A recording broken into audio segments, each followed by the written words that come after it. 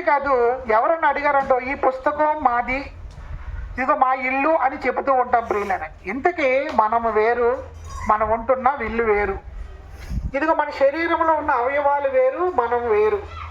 ఇంతకీ కంటికి కనపడుతున్న ఈ దేహాన్ని మనం అనుకుంటున్నాం కానీ లోపల ఉన్న ఆత్మే మనం ప్రియులని. అది మనం ఎలా చెప్పగలము అని మనం ఆలోచిస్తే, చనిపోయిన తర్వాత అంటూ ఉంటారు కదా ప్రతి ఒక్కరు. ఉదాహరణకి రాజు అనే ఒక వ్యక్తి చనిపోయినప్పుడు మన స్నేహితుడు మరి పరామర్శించడానికి వెళ్ళినప్పుడు అక్కడ ఉన్న వాళ్ళు అందరూ ఉంటారు, రాజు ఇక మనకి లేడు, ఆయన వెళ్ళిపోయాడు అని.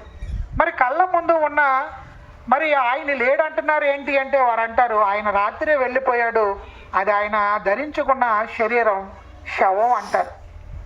చూసారా ప్రియులారా, ఈ శరీరం ఎవరికీ అవసరం లేదు అని లేఖనాలు చెబుతున్నాయి.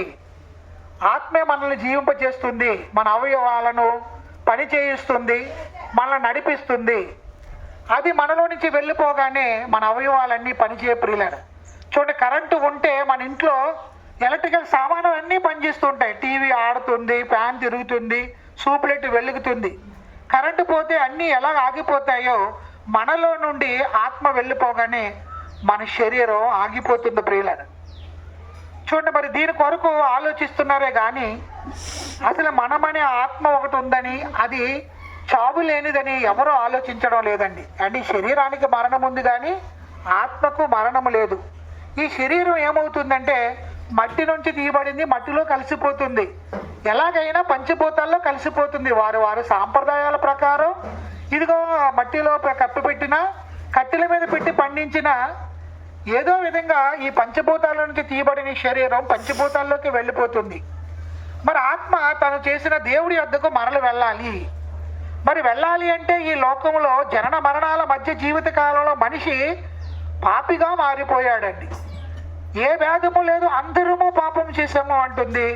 అందరూ అంటే ఎవరు అంటే ఇదిగో ఆడవారని లేదు, మగవారని లేదు, చిన్నలని లేదు, పెద్దలని లేదు, ప్రాంతీయ వర్గ కుల భేదం లేదని అందరూ పాపం చేసిన వాళ్ళే.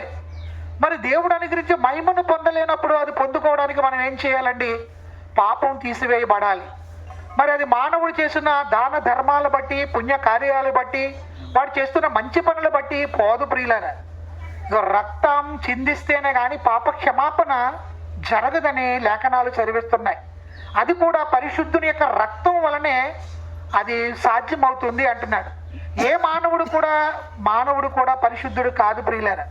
అందరము పాపులమనే చదువుకున్నాం కదా. నీతిమంతుడు లేడు, ఒక్కడూ లేడు అనుకుంటున్నాం కదండి. మరి ఎవరు కావాలి మన పాపాల క్షమాపణ అంటే?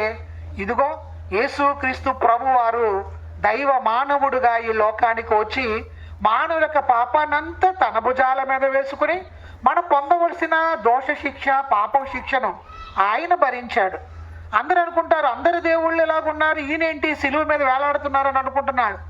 ఆయన సర్వ మానవాళి కొరకు మన పడవలసిన కష్టాన్ని, బాధను, హింసను, అవమానాన్ని అన్నిటినీ సహించి మనందరికీ రక్షణను దయచేశారు ప్రియులారా.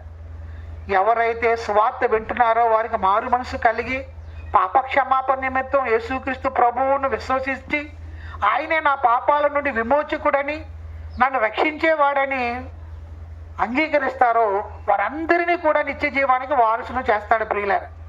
అందుకే లేఖనం అంటుంది, యేసుక్రీస్తు పాపులను రక్షించడానికి లోకానికి వచ్చాడు.